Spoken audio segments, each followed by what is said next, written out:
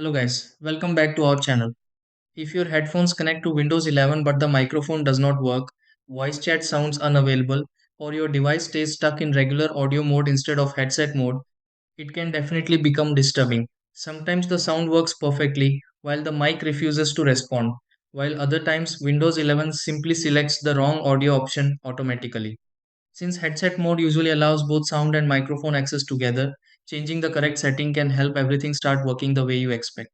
The good part is that switching headphones to headset mode in Windows 11 is usually much easier than expected once you know where to check.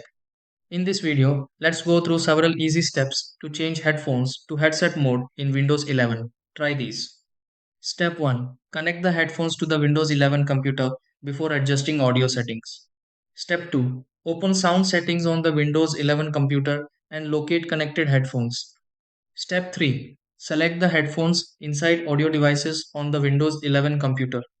Step 4. Change the headphones to headset or hands-free mode if available in Windows 11 settings. Step 5. Restart audio settings on the Windows 11 computer if the headphones still stay unchanged. Step 6. Test sound and microphone on the headphones and confirm headset mode works properly.